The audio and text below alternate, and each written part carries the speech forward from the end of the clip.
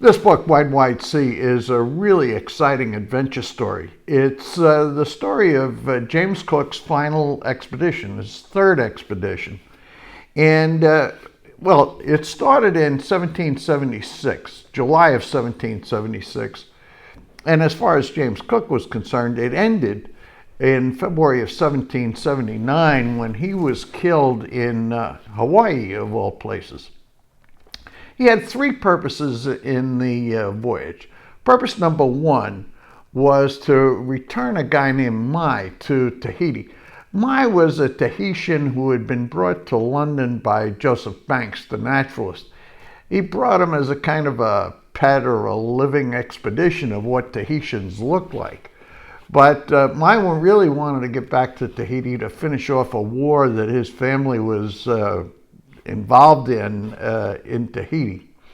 The second purpose of the thing was George III had met this guy Mai, and he was really taken with this whole Tahiti business, and he wanted to send him some plants and some animals and so on that he had in his private garden or menagerie or whatever it was that he had.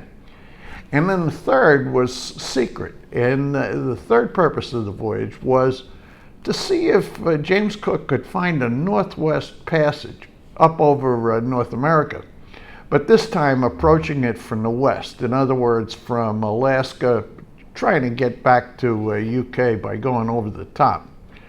Well, James Cook did manage to, number one, return Mai to Tahiti. Had some uncertain results.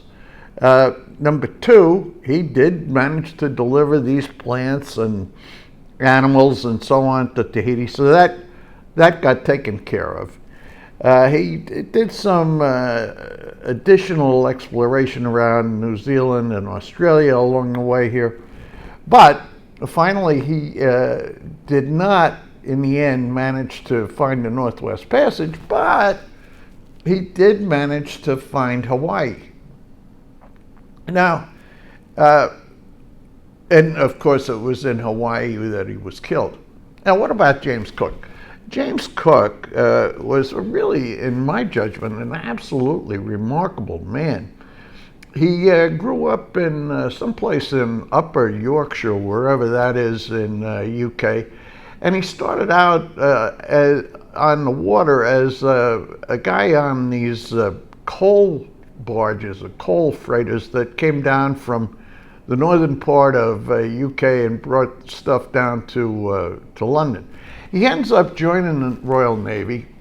He served in the French and Indian War, and he made a great reputation for himself as a navigator and a map maker. He was really gifted in that. And I'd have to say, when you read the story of how he managed this voyage and his other two big expeditions, he was a hell of a sailor. He knew how to take care of his men, and he really wanted to take care of his men. He was a nice guy.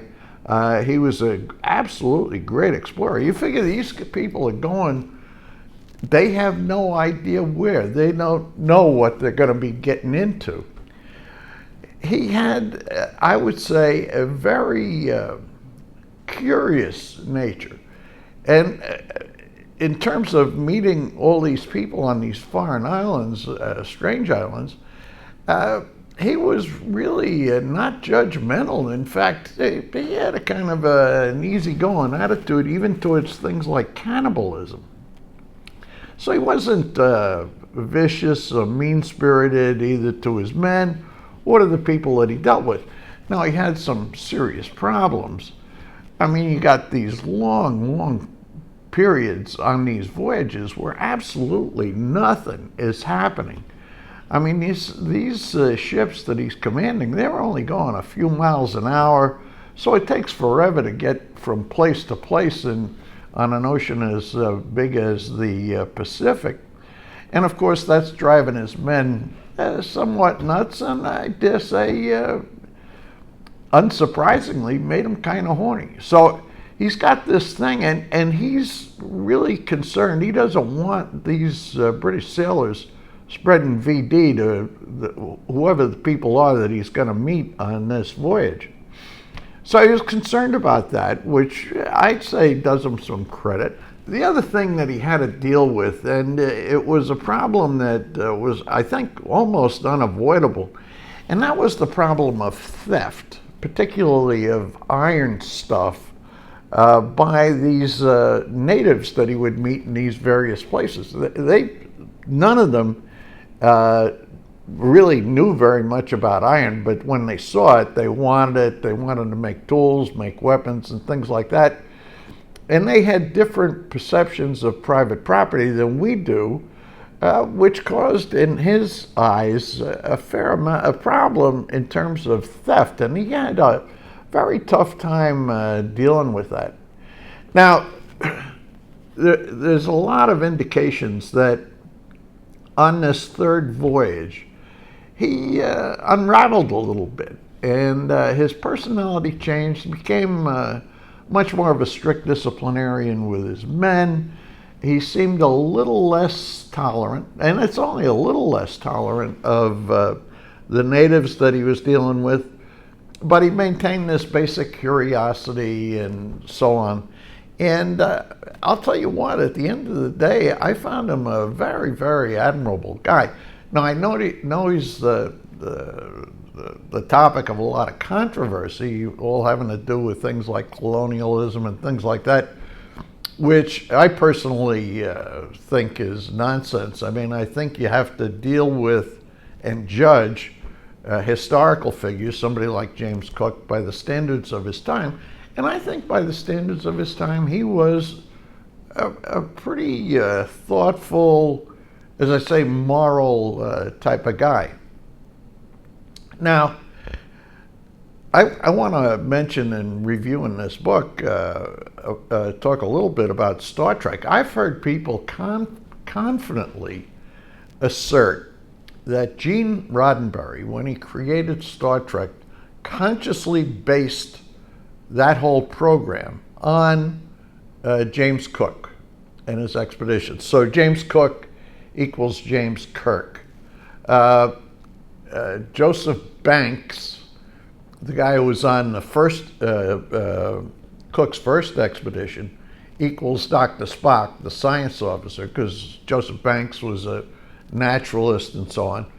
And finally, you'll recall on Star Trek, they had a thing called a Prime Directive, which was supposed to keep people on Starfleet who were out on these expeditions from contaminating the civilizations that they ran into.